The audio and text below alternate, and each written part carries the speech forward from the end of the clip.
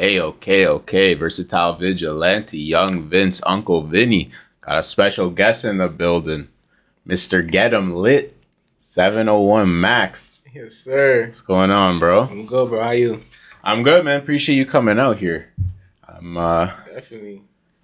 Thanks for having me. It's always good to come network, have some conversations, and just work with everyone who's working in the city. So I came to come chop it up with you, bro. Appreciate that, bro. Lots of money on the way. We back to make an impact. So let's get something done. Let's get something done, man. I love that attitude. So, you're someone I wanted to talk to for sure because after shout out MWorks for setting this up, huge shout out when shout out MWorks for sure. Legend. When he told me you might be interested in an interview, I looked up your work and looked up your stuff, and you're more in the behind the scenes game, like giving guidance, marketing, and I haven't really had a conversation with anyone like that yet. So I'm really excited. But before even getting into that, I won't just, for the viewers, introduce you for the first time, talk a little bit about where you grew up, and we'll kind of go from there. For sure. Yeah. So I lived all around. I actually didn't even live in Toronto my whole life. So I was born the East York area. So Broadview, Gerard. Okay. But when I was really young, we moved far out. We went to London, Ontario for a few years. Moved back to we were in Durham for a few years.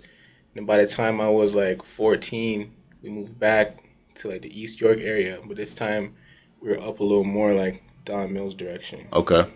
Yeah. And what was the next question? So you grew up all around Ontario. Basically, you got some big city feel, some small town feel. Were you because I know you deal a lot with artists, a lot with music. Were you making music as a kid? Were you getting involved in that when you're moving around? When I was actually 14, my mom has a twin bro, my Uncle Buck. He used to rap. Him and all my uncles, my Uncle Rain, Uncle Shala, all these guys were all rapping. So he hit a point where he was obviously getting a little older and he kind of was moving on to other things. But he had a whole home studio set up. So one day I was 14, he just dropped it off on me. He said, do whatever you want with this. So this was back in the days when you still had a computer tower. Right. So he dropped off the computer tower, the monitor, and a mic and a mic stand. I remember today I had the Audio Technica AT2020 mic. I had the tower had Cubase on it, and FL Studio. A lot of people never heard of You heard of Cubase? Yeah. Cubase is been a while. Old version of Pro Tools. Yeah. So I had that, and I had a mic stand, and he just dropped that off on me, bro. So from then I was rapping, I was engineering, I was producing, I was recording the dogs, I was just doing all of that, and it led to a lot of different things when it comes to trying different lanes in the industry, whether that's try to DJ before, right, try to promote. Each one of those things had their own time period in my life, so it ended up reaching this point over a long time. That's really dope, bro. Do you feel if your uncle didn't drop the equipment off, you would have still gone down that direction? Man, it's hard to say, bro. I never really thought about that, to be honest, but that's really hard to say. I was always interested in music. Right. But if it wasn't for that at such a young age, I don't know if I would have had the ability to actually record nothing. This is I'm talking about when I was 14, so this was 2010. I'm 26 right now. So, man, I don't know, bro. It's not like today where they can record music on their phone and shit with the band lab and all of that. So I don't know how it would have turned out, bro. But just, everything happens for a reason. So just thank God for my Uncle Buck. You know what I mean? That's really true, bro. So you started doing that at 14. You say you're 26. A lot of time in between that point. Were you going hard from your own music from the get-go? Or was it more producing? What was the next step after you got your feet wet with that equipment? I tried a lot of different things. So in the beginning, really, it was a lot of just bringing my people over and recording. And it took me a while to actually get the confidence to actually put some music out. Right. Just one, just money-wise. And two, I was doing everything myself. And then I had a stint where I was rapping, but I wasn't really trying to be a rapper per se. I was more trying to be a producer. That was like, a few years of my teenage years. I said like a year or two spent on that. And then I tried DJing and promoting. That was like another year. This is all like through my like high school, like, late teenage years between like I'll say like age like 16 to like 19. Right. Then I kind of got sidetracked and kind of left the music alone for a little bit. Bro, I had my cousin had a condo by Yorkdale. We were all staying over there. Okay. And because it was like 2 bedrooms, so we were like putting money in and we were all staying there. I think it was probably like 19, 20 at this time. And I would leave my laptop and my studio equipment over there. And then people were getting comfortable with it because everybody would always come through the house, So I'll come back sometimes and I would see like, where the fuck is my beats? The headphones for the studio equipment. Yeah, everyone's taking your shit. Then after a nigga come back wearing my shit like he was on the road wearing it like Jeez. It was, you know what I mean? So the people were getting comfortable with my stuff and I should have seen that from before. But long story short, one night I came back and my whole laptop was fried. And someone spilled alcohol all over my shit. I lost years of beats, years of songs, years of everything I've been working on since I was 14. And that was all gone. After that, I kind of took a break off of it and started doing stuff a different way. I was trying to, like, obviously, like, look more money direction to get my life together because obviously I'm getting older. I'm out of high school now. Right. So I got kind of sidetracked. Fast forward to, like, 2018, 2019. I have a little bit of money now. I don't have a home studio no more, but I'm just paying for studio time. I'm doing that. I dropped a few songs between like February and July of that year. I dropped 3 music videos. Okay. And then that was kind of the beginning of where I'm at right now. It was like it was really a learning lesson because I put the videos out and they didn't really do what I wanted them to do. They didn't really get the results, and then I kind of just started finding out ways to push the music, and that's where it all started. Very interesting, bro. What you're telling me there makes a lot of sense because I see the content you put out and the messages you put out, and I'm thinking like that's not something someone could just come up with after like a month of trying to do some shit in music or whatever field. So it doesn't surprise me to hear that you had those different phases because I feel like those are the experiences that lead to where you currently are, Definitely, bro. It took a lot to get here, and like just how you're asking me if I didn't get that studio when I was 14, would I be here right now? It'd be hard to say because I had so many different aspects of the music. I had experiences with so many different aspects of the music up until now. It'd be hard to say that I really have as much knowledge and insight as where I'm at right now based on all those things for sure. No, that's real, bro. I think it just does happen for a reason. As cliche as it sounds, like everything kind of happens how it's supposed to, 1,000%. You went from all that to doing more on the marketing side. What was the first thing that kind of got you down that direction? Other than, of course, like the laptop getting fried, like were there mistakes or things that you felt people were doing where you're just like, fuck, man, there's a fix for this, like, and I have some experience to help this? It was more so a fix for things that I was doing. Because remember I told you I was making music. I put out 3 videos. Right. So I was on some shit like, what am I not doing? Because I put 3 videos out. I shot one of them with Ham Productions. Yep. You heard of him? Yep, absolutely. I shot another one with Dante Chung. Big names. Another one I had, it was like a smaller guy who I knew personally. But he went to film school, so low key, his video was actually the best out of all the 3 in my opinion because he was really cinematic with the whole shit. But long story short, I'm like, bro, this is quality content.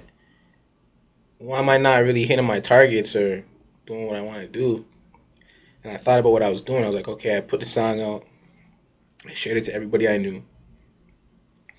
I paid for some blog posts. So Canada Hip Hop TV. Yep. They used to be more relevant back then. I think they're still doing their thing. A few different ones. I don't remember exactly the ones I posted, right? I just did what I seen everyone else do. Right.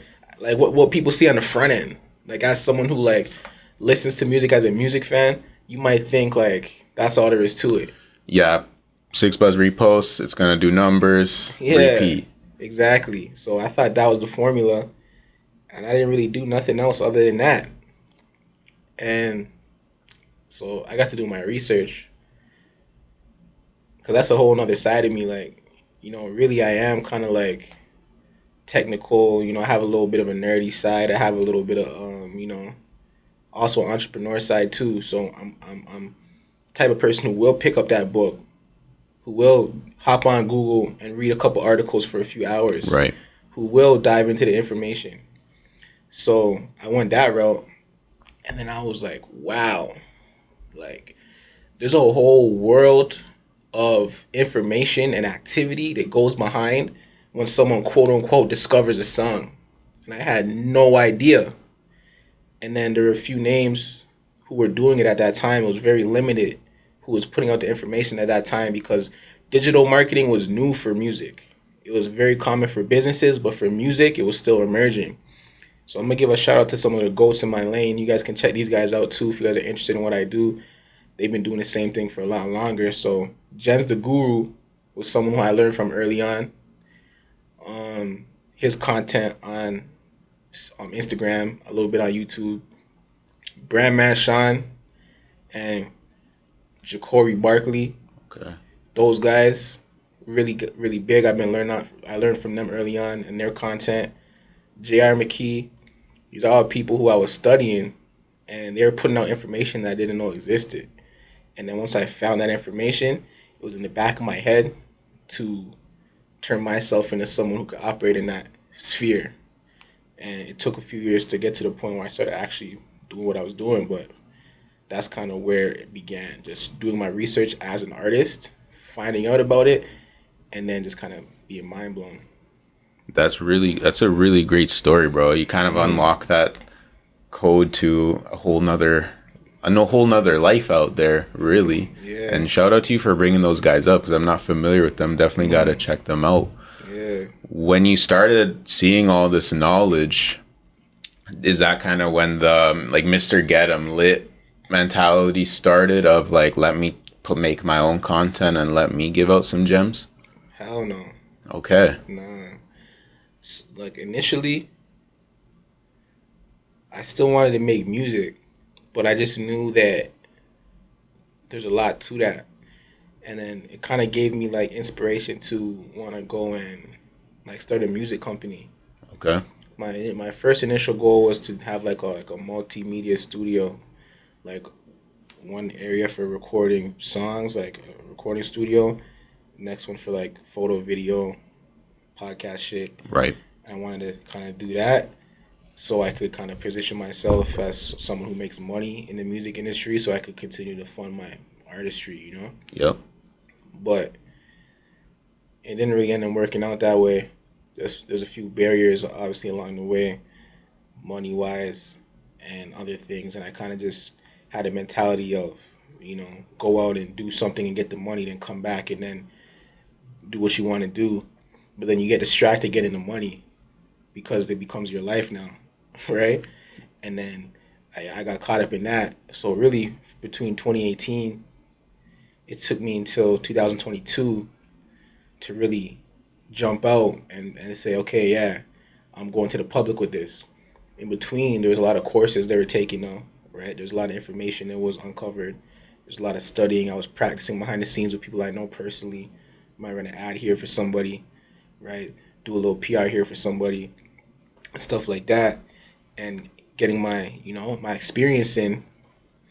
But yeah, it really took until 2022 to like actually weed out all the bullshit and commit.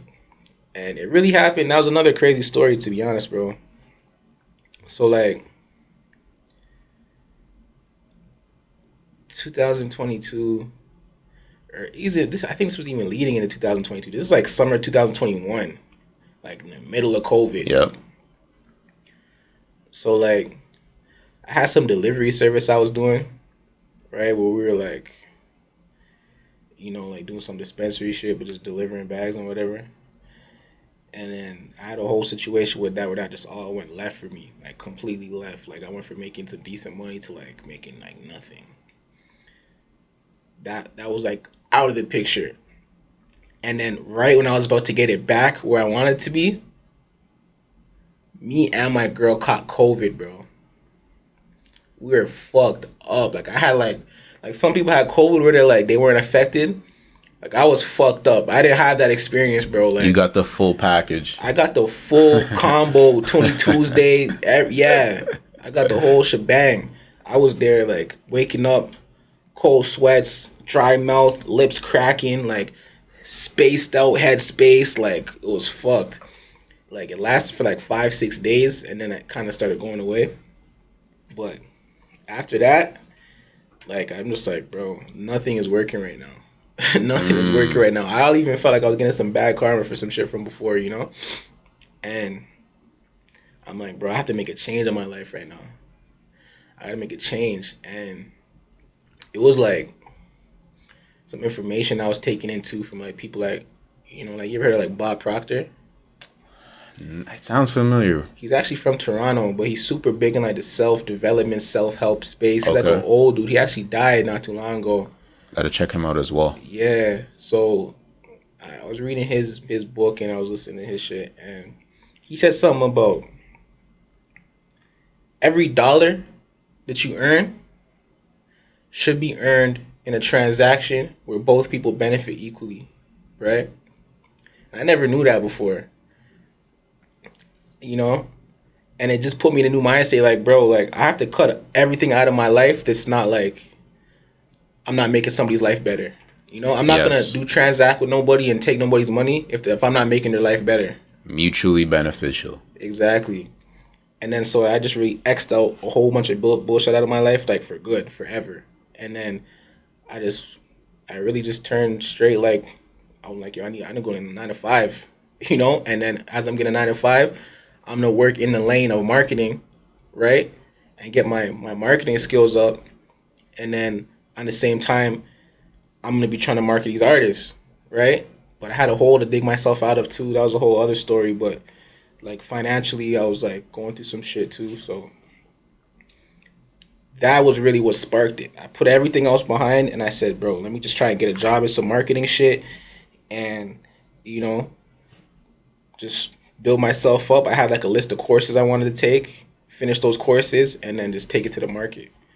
Good for you, bro. That's a really, really cool story to hear, because it's a lot of people would have gone the other way. Like after probably at that COVID stage, I think a lot of people might have said, it's not working for me, I'm done. Like I'm just gonna fold. And you took it a different direction, which is super humbling. What's working now, what I'm doing now is not working. Gotta make some changes, bro. So yo, shout out to that, and the fact that you made it happen too. You say you did these courses, you're doing what you're doing, got other work. Like that takes a lot, man. I really respect that. Appreciate it, bro. It was a struggle too, because even the job that I was trying to get, it wasn't even what I wanted. Like I had heard basically, like, you know, the smartest thing to do, like employment wise, is get a job in the lane you want to grow in, because money's not worth your time. Even though you need the money, you need to be getting money and experience. Yes. And knowledge, right? So I was applying for marketing jobs, bro, and I couldn't get shit. I got this one job. They said it was marketing, but it was really like sales. So they had us fucking at the gas station selling fucking upholstery cleaner for this car seats and shit. And I was like, man, what? I'm trying to be like running ads and a whole kind of other shit, but it was just a grind, bro. But it definitely paid off. 100%, bro. I still do a 9 to 5 as well, and hold this shit down on the side to try to grow it for those same reasons. I don't know if you had this experience, but in my 9 to 5 life, it makes me hungrier on my other part of my life, because in the 9 to 5, I have really not much control. I have not much, like, it's not my company, you know? Yeah. But in my other shit, it's like, yo, I could actually make some changes here. Do you kind of feel that as well? 1,000%, bro. 1,000. It's like when you're doing that, you're like, I can't wait to get out of this shit, man. I don't want to come to this shit ever fucking again. Real shit. So you go home and you're like, bro, I'm doing whatever I gotta do. Like, fuck dinner. Like, I'm here trying to work on that type of time, bro. No, definitely. Facts. No, that's awesome, bro. I love that story because again, I love rappers, bro. I love artists, but the artist story is typically like their musical talent. It's not too much like work ethic or you know what I'm trying to say. For like sure. I think the guys that take a different route have a little more life experience too. And I think a lot of people can relate to that. What if you don't really have much music talent or like whatever, but you got a brain? You mentioned you were always resourceful, willing to do the work. Yep. You know, there's a 100%. huge lane for that. A huge lane, bro. And you know, when I spend time in the States, which I've been doing a lot more often, like I get reminded how valuable somebody like me is. Yes. Out here, a select few people recognize that value. And it's not because they don't need it, or it's not because, you know, they don't respect it. It's just because they don't understand what it really is that I do. But down there, it's way more common. And just going down there and realizing like this lane is like a fucking it's profitable, bro. Just put it that way. You know what I mean? And a lot of people want to fuck with you when they hear this what you're into.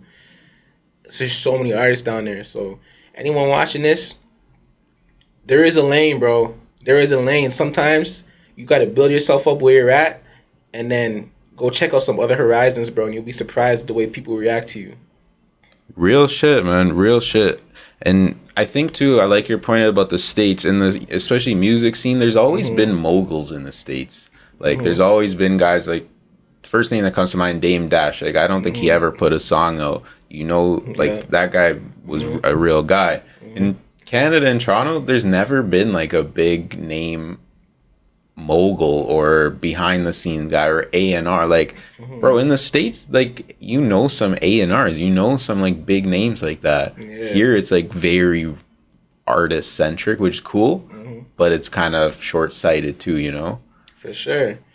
There's definitely some guys in the background who don't get as much recognition as they should. Absolutely. But I feel like over in the States, a lot of those guys are just more renowned. They have more of a celebrity presence versus some of the guys out here, but it's definitely not the same. It's definitely not the same.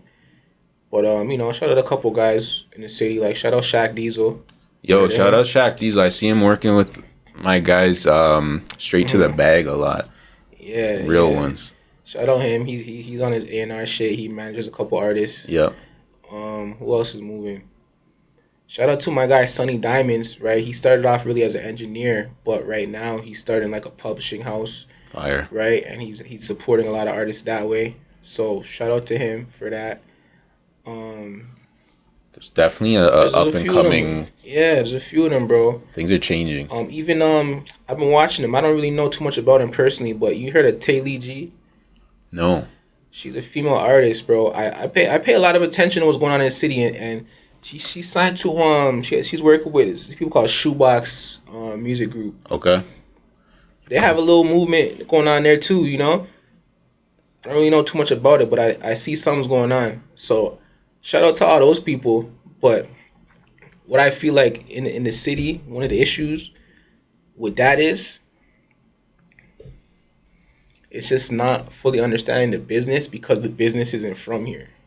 The music business, especially in the hip hop R&B lane, is not from here. No. So it's like it's right across the border. It's a short trip away, right? But when you go over there, you notice a lot of differences just based off of the understanding and the presence of what it really is. You know, so it's growing out here, but like once more artists are exposed to like how the industry really functions, people like that will start to get more recognition out here. I agree, bro. I think it's coming.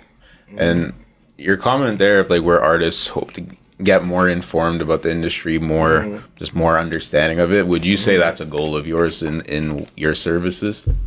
1,000%. That's why I make content the way I do. One thing I'll say about me, in comparison to even a lot of these execs in the States, people aren't just giving it out for free like me. Facts. When they make their content, a lot of them, they give you like the basics, the the not the bare minimum, but they just brush the surface. They're trying to sell a course half the time. Everyone got to eat, right? And you know how we've been growing up is the game is to be sold, not to be told. Big facts. But when it comes to Maxx, we're passing this shit out for free, and it's paid off for me. I haven't took any losses from it. I haven't really suffered financially at all from telling all this information for free. If anything, I've benefited in a major way. But that's definitely one of my goals is to help, bro. Just to lay that helping hand, provide value, and just lead the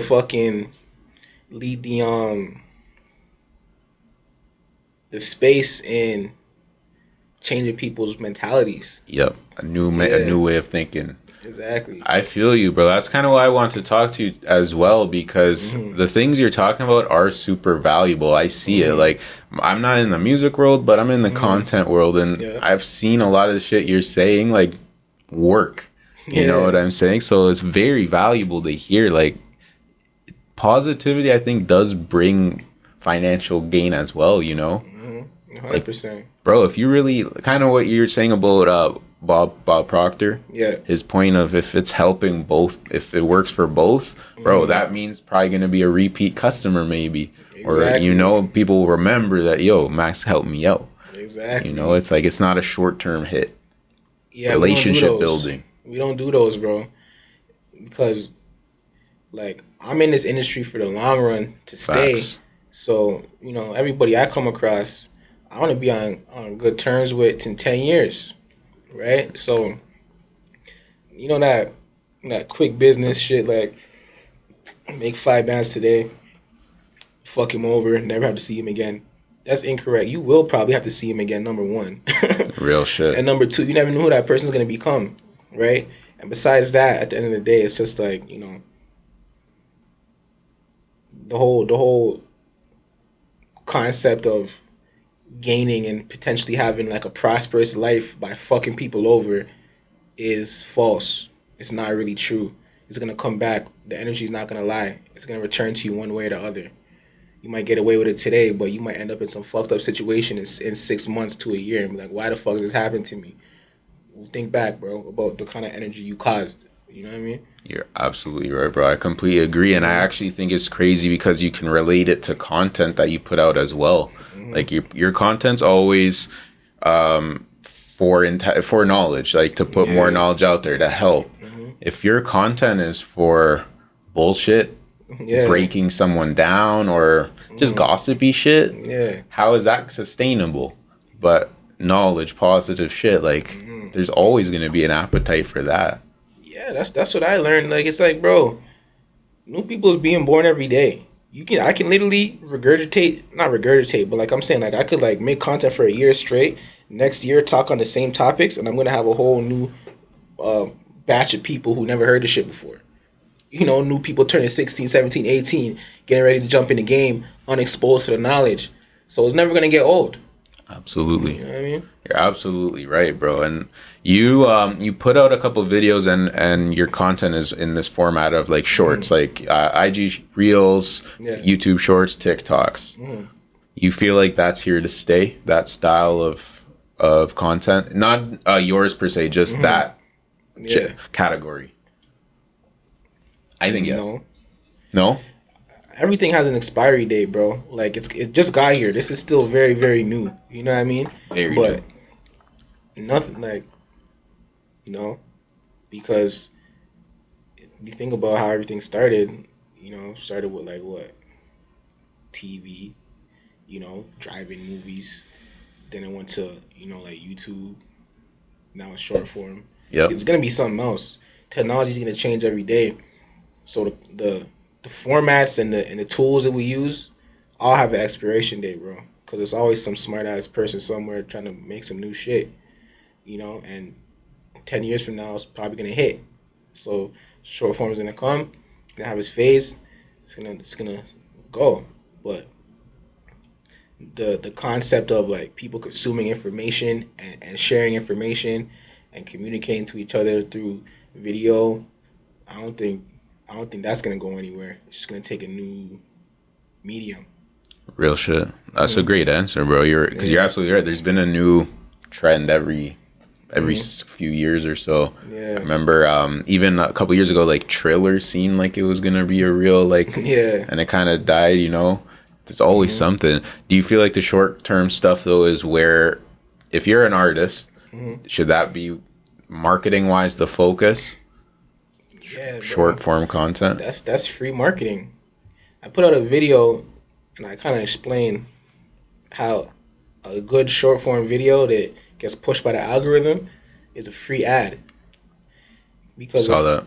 if I put an ad out and I put money behind it, say I reach 50,000 people for X amount of dollars, boom. But if you make quality content, you post consistently, the algorithm can do that for you for free. And I'm evidence of that because up until this day, I have not put a budget behind my own marketing campaigns. I've been driving my traffic 100,000% for free by content. I started giving more than I was taking, doing free calls, free ebooks, all that shit. That quickly translated into me having an email list and X amount of shit.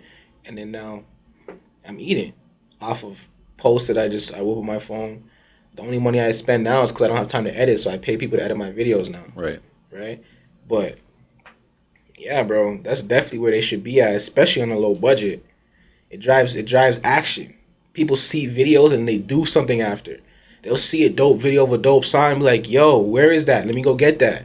They'll see a dope video of a dope product, right? Or someone like me who's providing a service and they'll be like, yo, I want to lock in with that person. So 100%, bro, especially on a budget.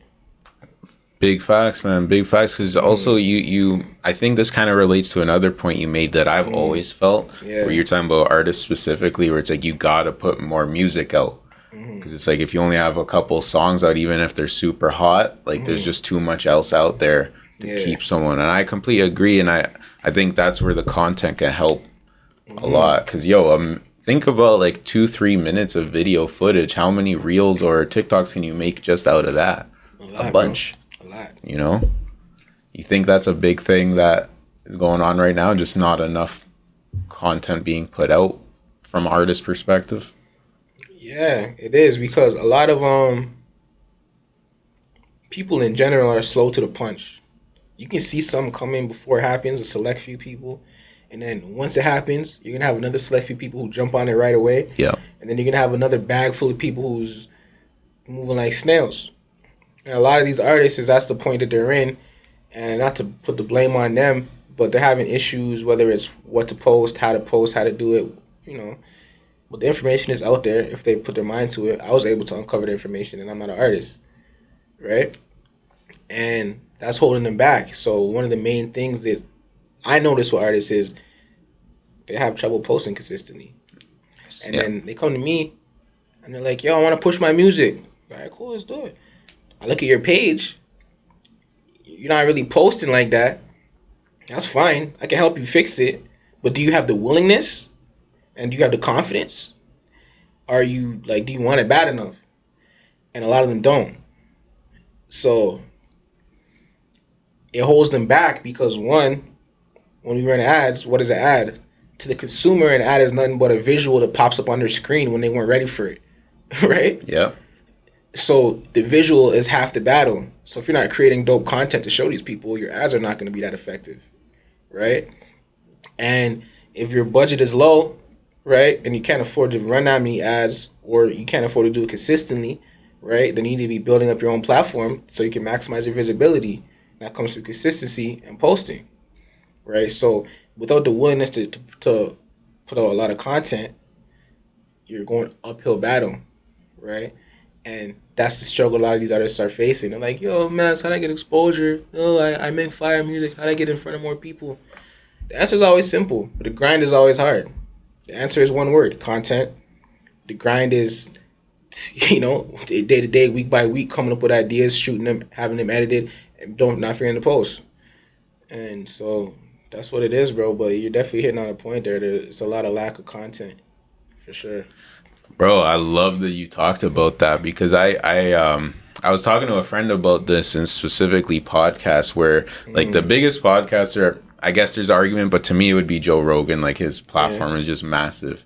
He puts out like fucking 4 or 5 new episodes a week and he's number one, like undisputed, and he's putting out that much shit. So when I see anyone trying to build something where it's like you're only dropping once every quarter or something, like that's nowhere near enough, bro. It's just not. It's not feasible.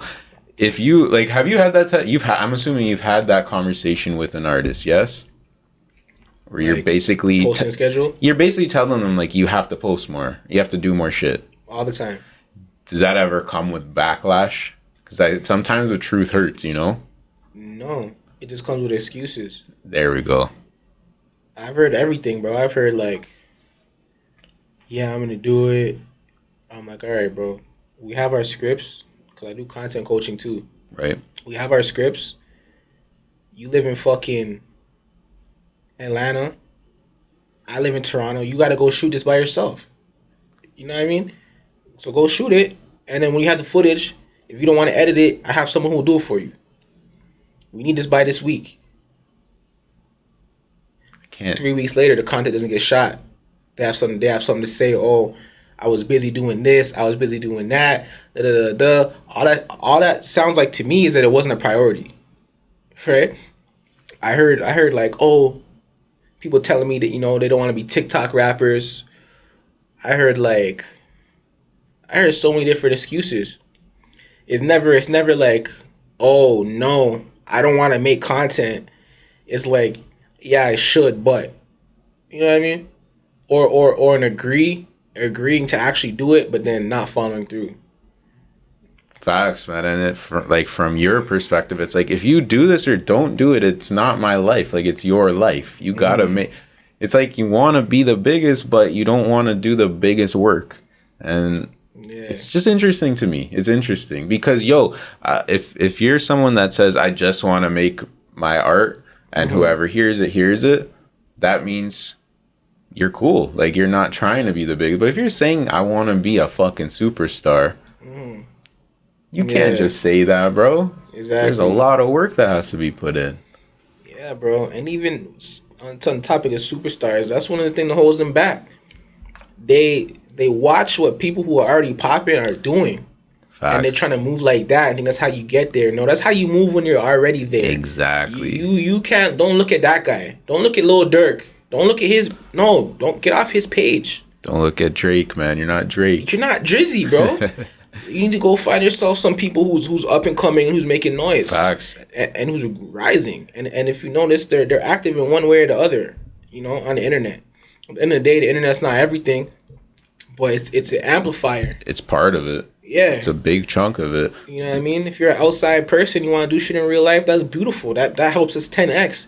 But to get that multiplier, that X, you got to put it in front of as most people as possible. Absolutely. So once we have some fly shit going on in real life, we send that around the internet, conversions, bro. I promise. Absolutely right, bro. I'm asking you this because I think you have a fucking strong knowledge of not just music, but the behind the scenes shit. Were you a fan of AP YAM's? You ever do research on him? Honestly, hear bro, about his come up? I don't even want to be that person, bro, and act like I was after he died. You know, rest in peace. But like, I wasn't really, bro. Like not to say I heard his music and I didn't like it. I just really didn't hear that much of his music. He had no music. Oh. He was like the creative genius behind like ASAP Rocky, basically. Okay. I brought him up. Also, like some amazing story. Very smart guy. Basically, he had a Tumblr page that was really popping. And when ASAP Rocky started like getting serious, he didn't tell his following that ASAP Rocky was his artist. He would just post ASAP Rocky's music. He already had a following. And like that mentality was just so smart to me, like ahead of the game. The reason I brought that up, I'm rambling. He talked about a conversation he had with ASAP Rocky before he was big. And Yams was like, "You're not Kanye." Because ASAP Rocky was moving that way of like, Kanye would do this. And he's like, "You're not Kanye," you know? And I think that type of understanding is just necessary, bro. Like you got to do what's on your plate right now. Yeah, you gotta understand and be like self-aware of Exactly. your position. That's delusional, It's like you bro. can't look around at people who like are way past you and they've already accomplished what you're trying to accomplish. It's like, yeah, you know, they're obviously a good source of knowledge because they did it, right?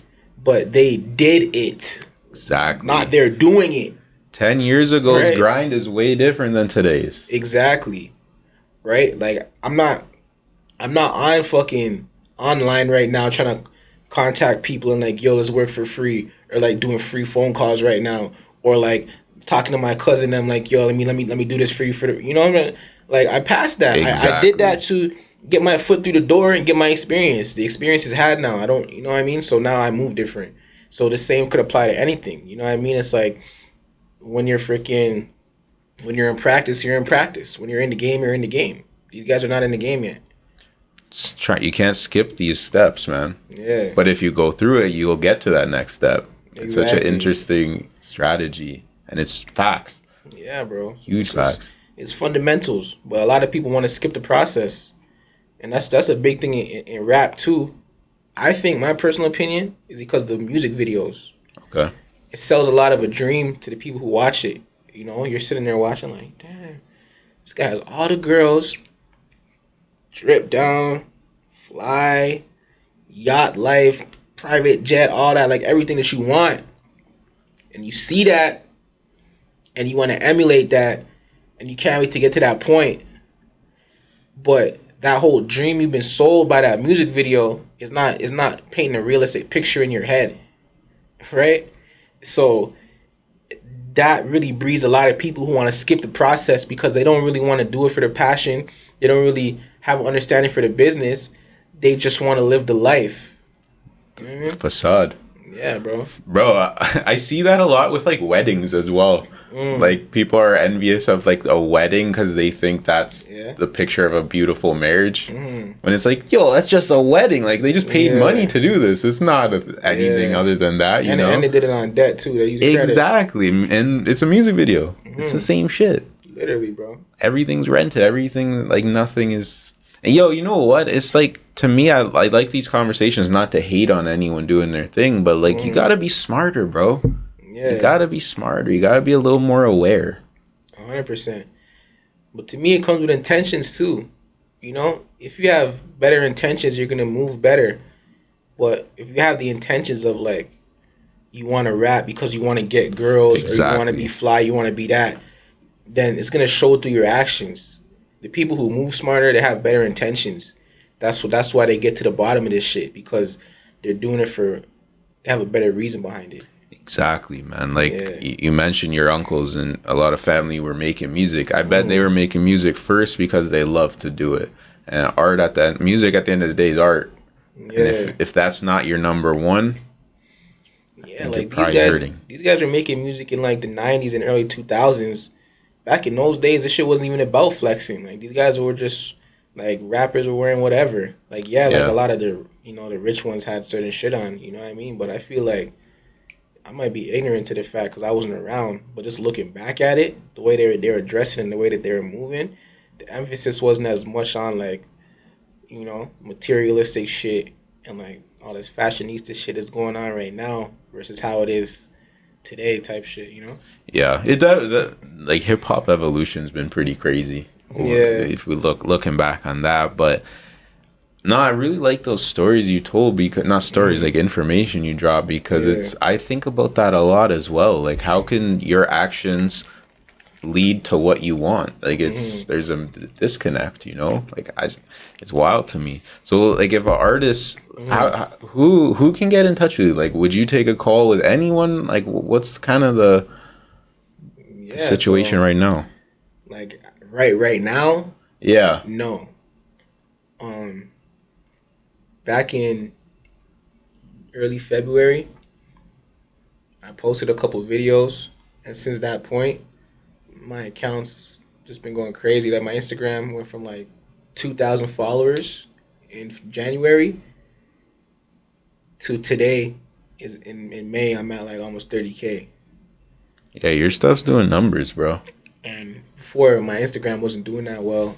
My TikTok was doing great though. My TikTok's at like 46K right now. But yeah. So once my Instagram started growing, like my TikTok was already driving a lot of traffic. Now my Instagram is matching the traffic and sometimes even beating it. Right. So shit just grew so fast for me. I didn't really have the infrastructure to deal with everything that happened. So I'm ratcheting it back right now, and I'm restructuring it, adding team members, tapping into like investors, and I'm just building stuff out. So right now I'm only working with people who I'm already working with, just for like a few months till I get back organized. But typically, I got a link in my bio. You can go there, click the link in my bio, book a call with me. Right, the last price it was 100 US for an hour. You know what I mean? We'll chop it up, and I also have a lot of other services too. Like I do direct work. Like me and my team, like we do like we'll run ads, set your ad campaigns up, blog campaigns, reaction campaigns with reaction videos on Twitch, TikTok, YouTube. We do fucking um content coaching, right? Social media management, like all of that digital marketing shit. So we'll execute for you too. There's different prices for all of those, right? But I don't judge based off the music. Currently, I'm starting to reconsider that. Okay. Like, I don't judge realistically because because I don't like the music, someone else might not like it. Right. But I'm gonna not start judging based off the music, but I might start judging based off of like work ethic for people I work with directly. Like I'm building my team, and my team is gonna be working with whoever is willing to work, right? But like me directly, like having me actually on your shit versus like my project managers and my other marketers I have underneath me. I'm gonna start being a lot more selective because my goal for the next year or two is to take an artist from 0 to 100. So I'm really getting more detailed and about who I'm spending my time on because I want to actually turn somebody into like have a stable career and just be a full-time artist. I want to be responsible from the A to the B. And if an artist is not showing that kind of promise right now, it's not really worth my time investment. I don't really need the money anymore. Very smart, bro. It's kind of like risk management. Yeah. Like you mentioned, your time, you only have so much. It's got to pay off. It's got to be put in the right position. Exactly, bro. That's very real. That's very real, man. Do you think you'll stick in the music world, or do you ever see yourself expanding into different types of fields? Like, for example, if an actor wants some help, what would you think about that? No. Okay. No, one of the things that kind of benefited me, like, to get to this point was just staying in my lane. It benefited me content-wise with my content, sticking right in the right algorithm, getting me in front of the right people who are actually ready to work with me. Right. It benefited me knowledge-wise because the more experience I have in one lane, it just compounds versus me. Because everything's different, right? Marketing for an actor, marketing for a musician, marketing for a business, even more so marketing for businesses in different industries. Apples and oranges. All different. So for me, when I learned that lesson a few years back, that working like money isn't worth working. You need to get money and experience. And so I don't want to get experience in a lane I don't plan on growing in. So I just stay strictly music. Very real. Very real. Yeah. That's like, I think an understanding of it's like, you can't do everything. What we do, let's do it as fucking well as we can. Yeah.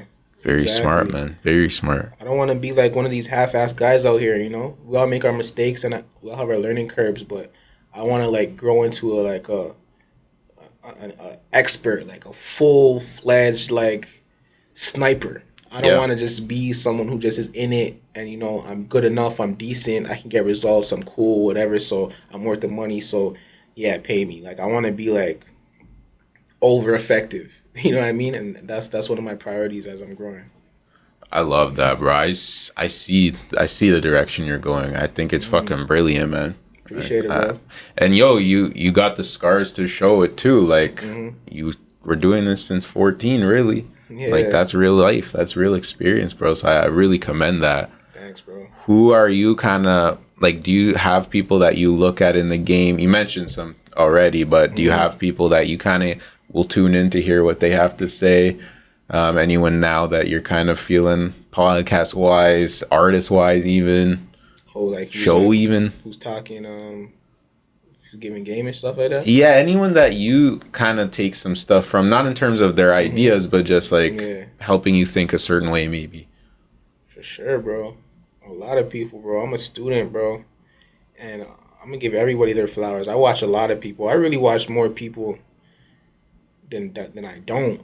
Like even if I feel like not to like toot my own horn and shit, but even if I feel like I'm putting out better work than they are, yeah.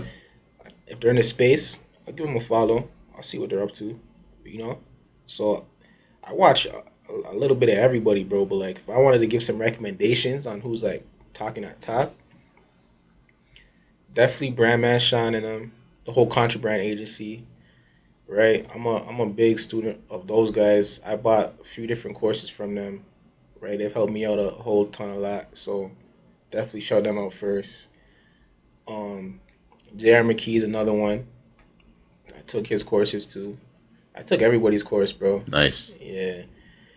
Who else is talking? How'd you decide to whose course to take though? Was it after you watched a bunch of their stuff and you're like, I fuck with them? Or was it kind of right at the beginning? Because I've never done that, and I've thought about it. I feel like you can say there's value in it. How'd you kind of decide to spend your money? Because, it's expensive out here. How'd you decide to spend your hard-earned cash on a course? I wasn't really too discriminate, bro. Like, when I seen a piece of information that I wanted, it wasn't a debate whether I needed it or not. You know what I mean? I wasn't trying to leave no stone unturned. Like I really wanted it badly. So whoever's was like interested in me at that time, because I'm watching content, like you said, right? Yeah. And whoever's catching my attention at that time, I'm going for it, right? So like, there's one called Entrepreneur, right? Yeah. They had one. Theirs was on a monthly subscription. Grabbed it. Right, I just seen a couple content. It didn't really take too long to convince me, really. I'm not gonna lie. Right. JR, I got his because I was Brandman, and they had a free network where artists and behind the scenes people network and get little game. They had a couple free courses in there. Nice. I was on the free version, so it wasn't crazy, but I was on their email list. They sent me an email about JR's course. They had it on a little discount. I read the email, watched the little webinar video for like a few minutes, copped it. With Brandman's course, they have a music marketer course. I was already talking to them, right? Because they already were aware of me. And then I was on one of their live one day. They let me know it was on the way. As soon as it came out, copped it. Dope. Right? So for me personally, it was like more so, even if I didn't have the money, I'll go find it. Facts. That knowledge is priceless, man. It's priceless.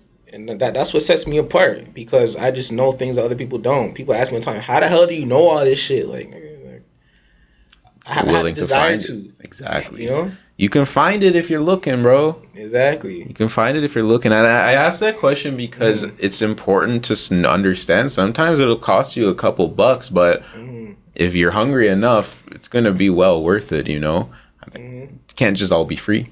No, I mean, you gotta pay these people. Facts. And I heard, I forgot who told me this. I was on a consultation call with somebody one time, and they were like, he's like, you know what, bro? This was worth it. My dad told me, if you buy a book and it has one piece of new information that helped you in it, it was worth it. Completely agree. So after I heard that, I bought the courses after that point. Well, before that point, sorry. But it just kind of put a lot of things in perspective to me, So I feel like that's a good little nugget people could take away. Like, if it's one piece of information that you get out of that book, out of that course, that could be the one thing that might take you where you gotta go. So, I know you work hard for your money, but investing in yourself and making yourself have a deeper understanding of whatever it is you're trying to learn, it goes a long way because that knowledge doesn't leave you. You carry that with you for years to come. Huge facts. Huge facts, man. I love that. That's a great jewel. Facts. One last thing I wanted to ask you, just out of curiosity, was there a video? I would assume a video. It could have been on TikTok, IG, wherever, that you saw more growth from than others. Where the reaction you got on one specific one, where it's like, oh fuck, okay, things are starting to change. Because you mentioned the change in followers. I'm curious, was it like? It was a few videos. So, it was one where I was talking about like primary artist rights on a song. It was another one. I could shut my phone real quick. It was like literally within like the span of like a few weeks, they were going crazy on both platforms, like TikTok and Instagram. One of them has like 400K on TikTok. Nice. And you'd been posting pretty consistently up to that point. The whole time, bro. There you go. There you go. It literally took when I started this, before anybody knew what I was doing, and I was doing it behind the scenes, I had 800 followers on Instagram. And that was March 2022. I went all the way until January 2023, and I only increased to 1,900 followers. So I went up 1,100 followers on Instagram the whole year. My TikTok started from 0, went to like around 30K at that time, right? My Instagram was growing like a snail, bro. Then after that, these videos happened all at once. All at once, bro. Now I get followers every day. I can't even check my Instagram notifications. People follow me, I don't even see it. I love that, bro. I kind of asked that second question to show, like, yo, if you were consistent with it, it's gonna eventually come, Has to, bro. If it wasn't those videos, it would have been a couple others later on, like, exactly. It was also because I was monitoring and I was improving myself as I go. I wasn't just like doing one thing and then just being stubborn and feeling like, oh, I have it figured out already. I was like analyzing myself and I was making adjustments, and my content was improving until I got to a point it just rang. So look, bro. I'm gonna put these up on the screen too. This the first one right here, 172K, 172K. Then this one hit 280K, right? And then I had a few other ones up here. My numbers started increasing, 149K, 139K, 130. All these ones. So it was like within like a month. Yeah, within like a month or two, like I had a couple videos just go bananas, bro. And that was it. Yeah. Good for you, bro. I love to see consistent. I love to see consistent work level up. Scaling up. You mentioned maybe standards are a little higher now. I love that. Yeah. So you put work in. It's time to move up. Like, I love that type of shit, bro. It's great to see. Yesterday's price ain't today's price. It's true, man. It's true. It's a blessing to go through that as well. Someone says, "Oh, what the fuck? Price is different." It is what it is, man. I'm different. I'm different. I'm different. I upgraded a little bit. Yo, we don't old grade. We upgrade, man. Yes, sir. No downgrades. You know that. You have time for one more question, bro? I'm cool, bro. As long as you want to do. This one I wanted to ask you. I'm just curious about it. Fake buying views, buying subs, buying basically any form of digital like following. Two questions about it. One, it's a thing, yes or no? Two, do you support that, yes or no? Or do you have opinion on it? Number one, is it a thing? It is a thing. It's very much so a thing. Number two, do I support it?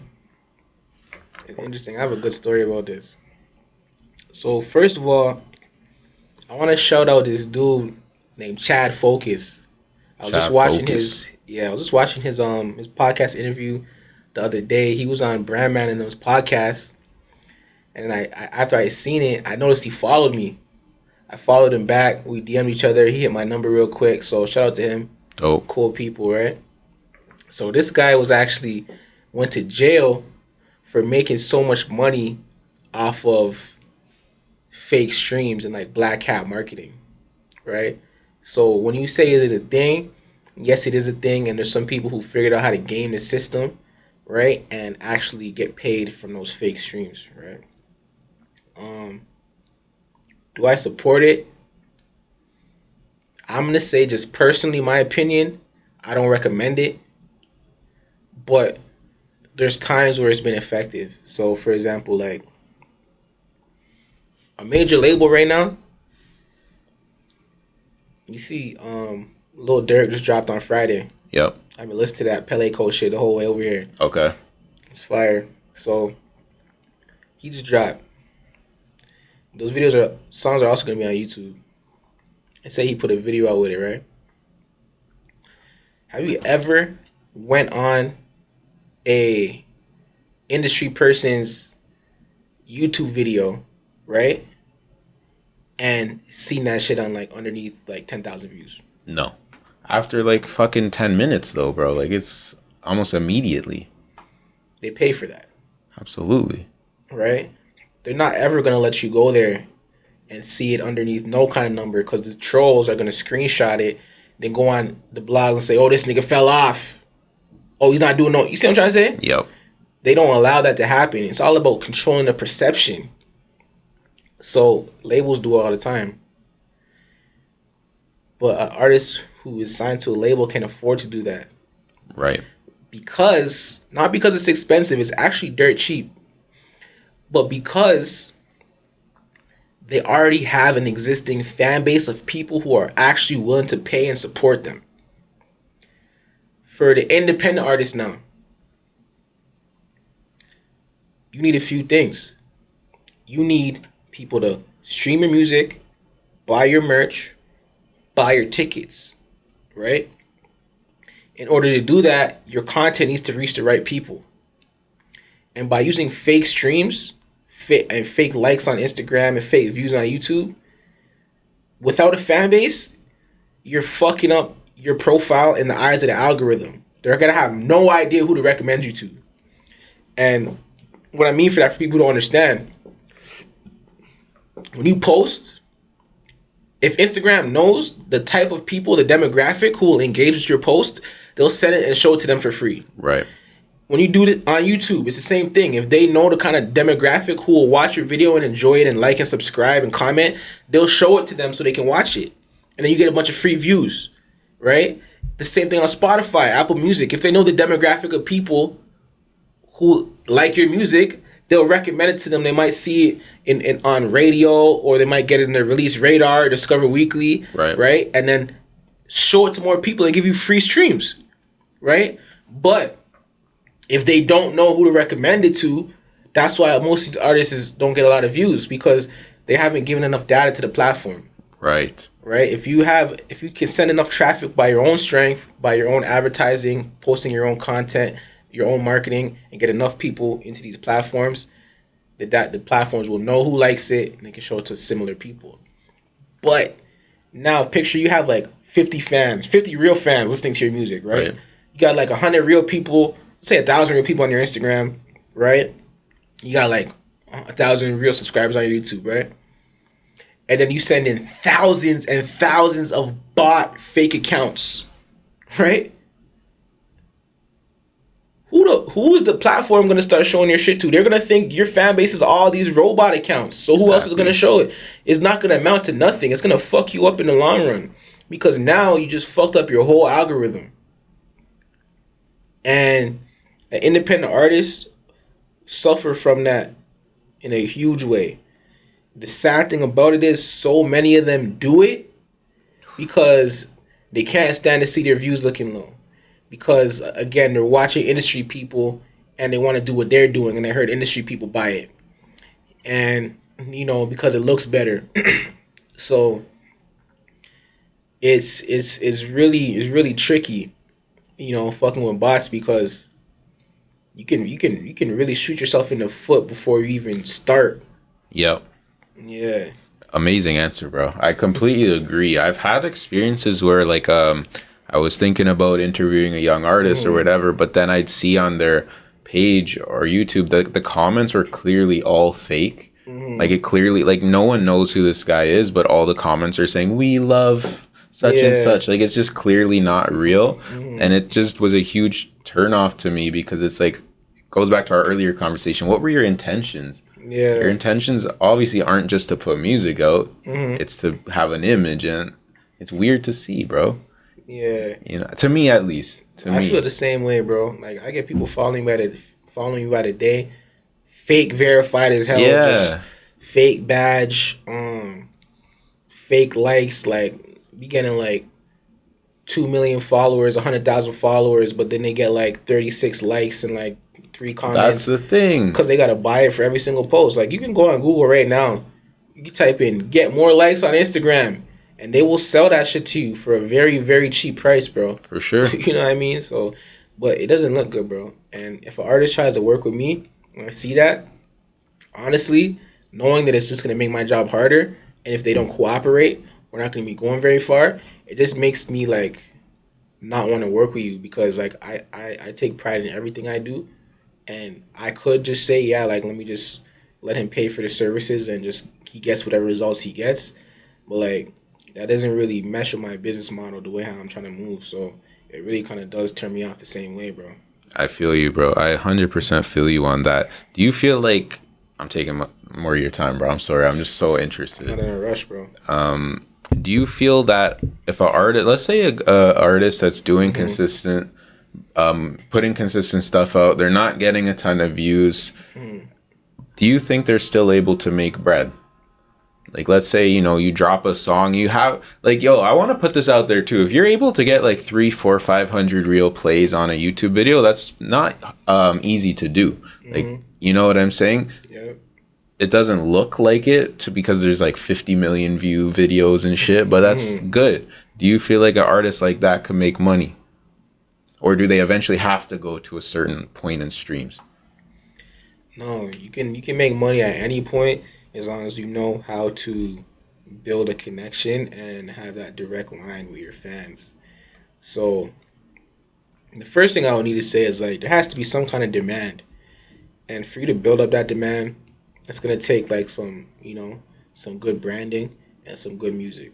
Yeah. Because, you know, when you just start off selling products, merch, tickets, etc., you know, tickets might be a little easier because, you know, everyone likes to go out and have an experience, so they could probably go to some random club and spend $20 to get in anyways. So right. If they fuck with you, they'll probably pay the fee. But merch, for example, like people got to be a little bit invested at least. So it's gonna take some time of you putting out projects and building that relationship, you know, with the people who support you. And that's one thing a lot of artists don't do. You know, like they have their Instagram account, they put their music out, they do this, but there's no interaction. I saw you had a reel on this. Yeah, there's no interaction with the fans, bro. And if you don't have that interaction, when you put something out, you're just really praying for people to engage and to buy. You don't have any like projections, like real projections that you can make. Like, nah, like I know for a fact these 50 people are gonna rock with me. Like, if you ask an artist right now, how many fans do you got? They don't have a even an estimate on that. No. They can tell you how much followers, how much views, subscribers, whatever. That doesn't really mean like, you know. So if you have an artist who understands branding and can position themselves as somebody who like a certain demographic of people look towards and want to be like, and then you also have, you know, someone who's willing to engage with those fans and who can create a direct line for them, and either, you know, through SMS, through email, through, you know, whatever the case may be, you just have a way you can market to them directly without having Instagram in the middle. You can make money at a very early stage, bro. You just, as long as you get people to buy into it, like mentally, you kind of have to have like an aura and a world around you, you know? People will buy into it. You know, you can't just print up a tee and just want people to buy it because you dropped 2 songs. There has to be a little bit of like, when I say like a world around you, just create yourself into an experience. Facts. Bit of a connection, man. Yeah. So like you have favorite artists, I have favorite artists. You feel like there's a bit of a connection when it's someone you really fuck with. For sure. You know, so I completely agree, bro. It's if anyone, I completely agree. I've heard that too, where it's like getting a reply from an artist that you fuck with is crazy. Like that's awesome. It's a cool thing. You know what I mean? People underestimate that power. Like, you have someone who's been listening to your songs, like, yo, this person's lit. You drop that person a DM, you could have made their day. They may not tell you, but it has an impact. 100%. Yeah, bro. Really smart, bro. And you mentioned, I think I might be getting this mixed up, but you mentioned like 200 fans or something. You mentioned the number 200. I feel like it was about fans. It was. I made a video about that. A lot of people were actually coming for me for that video. They were trying to check my math, say the math ain't mathing and shit. But I was really being like figurative in a way where it's possible. So I said that if you had 200 fans, we can make $15,000 right now. Because if you can get 200 people, right, to spend, what did I say? I said 25 at the door, right? And 50 on a tee. I'm pretty sure that was what it was. Let me do the math on that. Right? Back in school. 25 at the door plus 50. So that's 75 each person times 200 people. Yeah, that's 15,000. If you can get 200 people to spend $75, you just made 15K. I did the math. I broke down, some expenses you might have to put in, whether it's like the venue, printing up the t-shirts, promotion, like a little advertising and shit. Right. And I said we could profit like between $8,000 and $12,000 off of 200 people. If you can cause 200 people to spend $75 with you, right? And like the crazy thing about it is people do that shit every day. Absolutely. Every day. I had a couple people in the comments, who don't believe in themselves, obviously, coming at my neck and trying to say, oh, you need more than that, da-da-da-da. Like, at the end of the day, it was meant to inspire. You see what I'm trying to say? Even if you take the same concept with 50 people, you can make more money than you think you can make. Exactly. One person, bro. Yeah, like if you get 50 people to spend $75, you just made $3,700. Better than nothing, man. People make that all month. Yo, I love that. I love that you said that, man. Because it's like, I like what you said. You're just not you're what you say? You're self-conscious. Like you self-doubt. Yeah, like you have exactly. self-doubt that, I don't know if I can do that. I think it's the same as buying the views. Mm-hmm. It's like, if someone sees 13 views on my video, it looks crazy. So let me just buy them. Exactly. 200, it's going to take 200 to make 15K. I need millions. I'm not even going to do this then. Exactly. They it's don't like, believe it, bro. It's not believe, exactly. And it's like when you operate on the entrepreneurship side, you realize these numbers we're talking about are minuscule, bro. These numbers are like fucking like crumbs. $15,000. People doubt they can even make $15,000. I just did the math. 200 people times $75. Facts. Let's think about a club right now, like a major club in the city, like Rebel, for example, right? How much? You ever been to Rebel? Yeah, I went to Shoutout Young Lean. I saw Young Lean perform at Rebel. Okay, I've never actually been, bro. Do you have like estimate how much people think they could fit in there? A lot, bro. It's a big club. So let's say even like 5,000 people. Yeah, for sure you could do that. How much you paid to get in there? I feel like it was $50 or something. $50. Something like that. Okay. We'll say 50. $50 times 5,000 people. $250K. They do that every weekend. Absolutely. They do that every weekend. Absolutely. So to think, someone it doused himself to make $15,000 off of 200 people, right? It just lets me know that like I need to keep doing what I'm doing and open people's mind, because when you get in certain other rooms, $15,000 is the least, and it's so possible. Yeah, it's so possible. You know what I'm trying to say? And once you get it the first time, you'll be like, damn, I could do it again. But sometimes that's what it takes, You're absolutely right, and I like how you focus on you do have to do this first. Like you can't get the million before being able to get 15K. Exactly. Like who's gonna invest in you if you never brought $1 in? Nobody. And the fact that you can even do that, improve, have that on your resume, like investor, record label. So we did 3 shows this year. We brought out 200 people. We did one in Toronto, one in Montreal, one in Hamilton. And we brought out 200 people to each show. We were able to gross, around $8,000 profit. No, sorry, we were able to profit about $8,000, right? Gross about 15K. So together, that's $45,000 we had made over the last year off of 3 shows. Even if you spread that out over 6 shows, you get 100 people each show, right? Oh, now we're talking. Now I might have some money for you for a record deal. You see what I'm trying to say? You put a resume together. Come on, man. Big facts, man. Yeah. That's real. That's fucking gems, bro. That's You. real gems. Generating your own income. Huge. And it's so easy with like products. A ticket or a shirt, that's a product. Yeah. It's very easy. It's a lot. If you have demand around you, products is the easiest way for you to eat. Streams, it's like you're getting like fractions of a cent, and then, you know, you're not at the fucking cash register. You know what I mean? Like the person is on their app deciding what they want to listen to, versus you having someone or you being there present yourself to kind of like market and push those ticket sales and have that extra level of control, right? Real shit.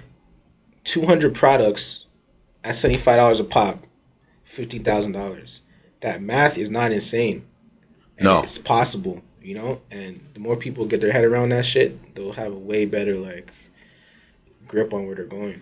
I agree, bro. I agree, because what you said isn't telling lies. It's potential. Yeah, it's all potential. It's never a guarantee. It's never anything, but it's here. Like exactly. those numbers are achievable. No one can say otherwise. Exactly. I love it, man. Just put the math together, bro. Pull out your calculator.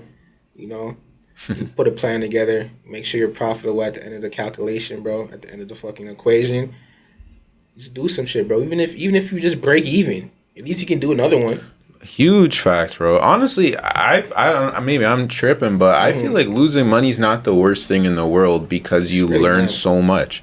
If it's an amount, $100, I can afford to lose $100. It won't cripple me. Yeah. Ideally, let's make some money on it. If I lose that 100 or I don't make it back, I definitely figure out a way to do it next time. Exactly. Or at least get closer. Exactly, bro. And it's like that's part of it too. It's not really so much like something you can avoid, bro. No, yo, that's facts. You're gonna lose some money. Yeah. You're gonna lose some money. You gotta be cool with that. Definitely. Real shit. I'd have lost a couple bucks, bro. You have to. I don't see any other way. You gotta take a risk. Like it's not, the future is not in your safe zone, not in your comfort zone. The future is somewhere you've never been before. So you may get lost on your way, but you gotta do what you gotta do. Real shit, man. Yo, it was absolutely a pleasure speaking with you, bro. Likewise. Hour and 20 minutes in of fucking gems. Love it, bro. What's your social media? Where can people find you? Yeah, man. It's 701 Maxx. Back to make an impact. Shout out VersatileVigilante for bringing me out. It's another beautiful day. Lots of money is always on the way. You find me on Instagram, TikTok. Everything is 701MAXX, right? If you're an artist, you want to lock in, you're trying to build your fan base, you need someone to help you with some digital marketing, whatever the case may be, reach out, connect with me. I'm always looking to connect with more artists. I'm always looking to do more business. And, just connect with me, bro. I'm open to it. Even if you're not an artist, whatever it is, you think we got some synergy in what we do, let's chop it up, bro. It ain't too hard to get at me. Ask Vigilante.